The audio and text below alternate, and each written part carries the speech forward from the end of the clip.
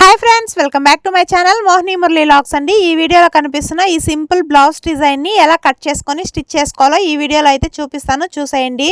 పై వైపున neck width 2.2 inches తీసుకున్నానండి. Shoulder కి నెక్ కి కలిపి 5.5 ఇంచెస్ అయితే తీసుకున్నాను. చంక డౌన్ కోసం కూడా 5.5 ఇంచెస్ అయితే తీసుకున్నానండి. ఇప్పుడు నెక్ హైట్ అనేది మార్కింగ్ చేసుకుందాము. నెక్ హైట్ కోసం 9 ఇంచెస్ అయితే తీసుకున్నాను. కింది వైపున నెక్ విడ్త్ అనేది 2.5 ఇంచెస్ కి మార్కింగ్ చేసుకుంటున్నాను. ఇలా డ్రా చేసుకొని దీన్ని బాక్స్ షేప్ లో డ్రా చేసుకోవాలి.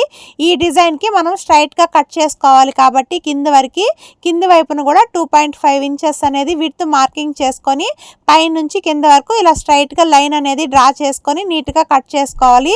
ఇలా కట్ చేసుకున్న తర్వాత నెక్ వరకు ఇలా నీట్ గా కట్ చేసుకొని ఈ ప్యాచ్ అనేది జాగ్రత్తగా పెట్టుకోవాలి. మనం ప్యాచ్ యాడ్ చేసుకునేటప్పుడు యూజ్ అవుతుంది.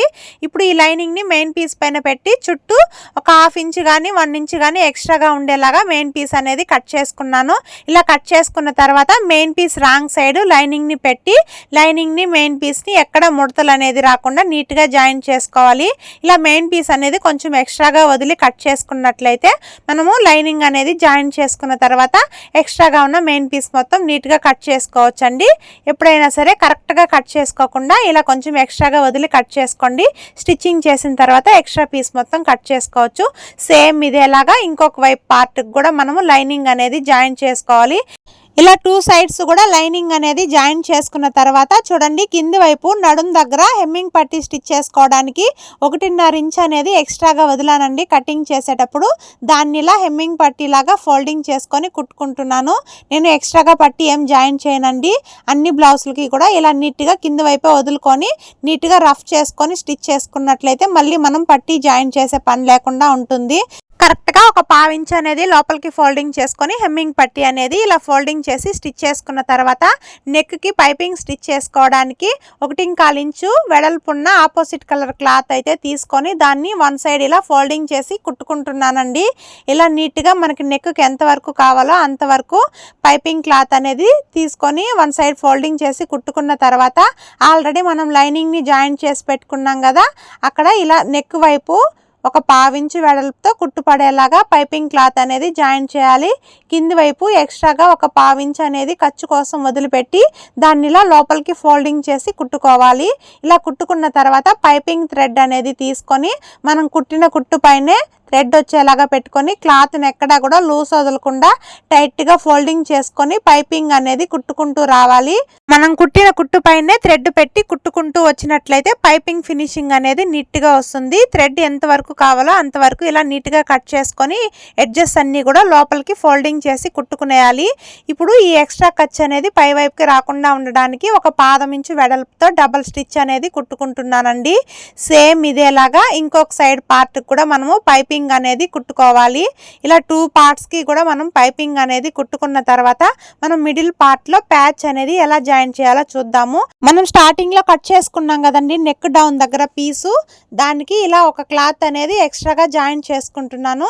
ఇలా ఎక్స్ట్రాగా జాయిన్ చేసుకోవడం ఎందుకంటే మనం అటు సైడ్ ఇటు సైడ్ ఖర్చు కుట్టుకోవడానికి కావాలి కాబట్టి, నేను క్యాన్వాస్ ఏం యూజ్ చేయడం లేదు కాబట్టి దీన్నే ఇలా లైనింగ్నే నీట్గా కుట్టుకుంటున్నానండి. ఇలా కుట్టుకున్న తర్వాత అటు సైడ్ ఇటు సైడ్ ఖర్చు కోసం కొంచెం క్లాత్ అనేది కావాల్సి వస్తుంది కాబట్టి ఇలా ఎక్స్ట్రాగా ప్యాచ్ అనేది యాడ్ చేసి కుట్టుకున్నాను. ఇప్పుడు ఈ క్లాత్ ఎంత ఉందో అంత వెడల్పుతో మనం మెయిన్ పీస్ అనేది తీసుకొని ఇలా మిడిల్లోకి ఫోల్డింగ్ చేసుకొని ఆ ఫోల్డింగ్ చేసుకున్న దగ్గర నుంచి ఫ్రిల్స్ అనేది పెట్టి కుట్టుకుంటూ రావాలి. ఇలా మిడిల్లో మనం సేమ్ క్లాత్ అయినా పెట్టుకోవచ్చు, లేకపోతే ఆపోజిట్ కలర్ క్లాత్ అయినా పెట్టుకోవచ్చు. నాకు ఇక్కడ కస్టమరు సేమ్ కలర్తోనే కావాలి అన్నారని బ్లౌజ్ కట్ చేసి మిగిలిన క్లాత్నే ఇలా డిజైన్ అనేది కుడుతున్నానండి. చిన్న చిన్న ఫ్రిల్స్ అనేది మిడిల్లో పెట్టుకుంటూ రావాలి.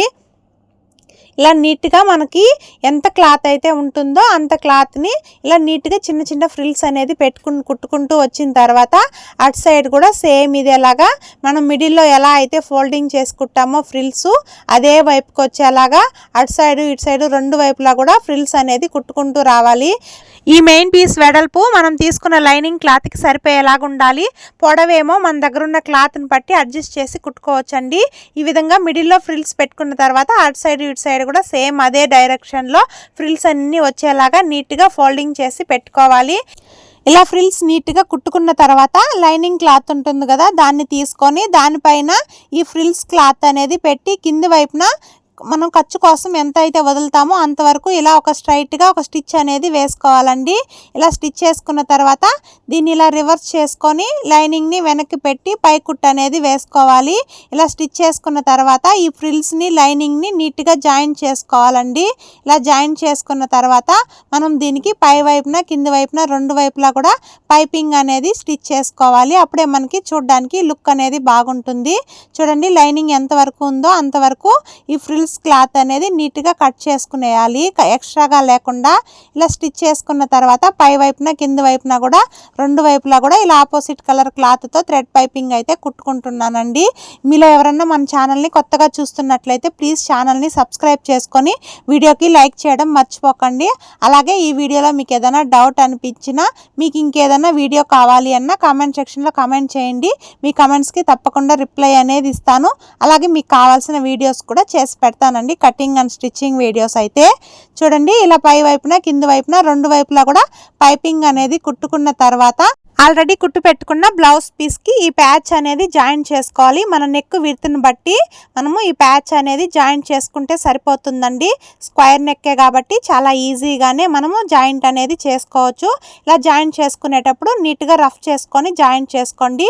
ఇప్పుడు ఈ మిడిల్లో మనం హెమ్మింగ్ నీడిల్కి దారం అనేది ఎక్కించుకొని మనకు కావాల్సిన కలర్ పూసలు అయితే కుట్టుకోవాలి. నేనైతే ఇక్కడ కలర్ పైపింగ్ వేసాను కాబట్టి వైట్ కలర్ పూసలు అయితే కుడుతున్నానండి. నార్మల్ డైలీ వేర్ శారీస్కి ఇలా సింపుల్ డిజైన్స్ పెట్టి కుట్టుకున్నట్లయితే మనకి డిజైన్ లుక్ అనేది చాలా బాగుంటుందండి బ్లౌజ్కి అనేది. అలా కాకుండా మనం గ్రాండ్గా ఉండే బ్లౌజులకైనా సరే కుట్టుకోవచ్చు. గ్రాండ్గా ఉండే శారీస్కి కొంతమంది కస్టమర్స్ సింపుల్గా కుట్టమంటారు కదా, అలాంటి వాళ్ళకి ఇలాంటి డిజైన్ అనేది బాగా సెట్ అవుతుంది. సేమ్ ఇదేలాగా మనము ఎంతవరకు ఫ్రిల్స్ పెట్టుకున్నామో అంతవరకు కూడా పూసలు అనేది కుట్టుకుంటూ రావాలండి. ఇలా ఫ్రిల్స్ మొత్తం కూడా పూసలు అనేది కుట్టిన తర్వాత డిజైన్ అనేది ఇలా ఉంటుంది. ఈ డిజైన్ మీకు ఎలా అనిపించిందో కామెంట్ సెక్షన్లో కామెంట్ చేయండి. వీడియో నచ్చినట్లయితే ఛానల్ని సబ్స్క్రైబ్ చేసుకొని వీడియోకి లైక్ చేయడం మర్చిపోకండి. Okay friends, bye friends.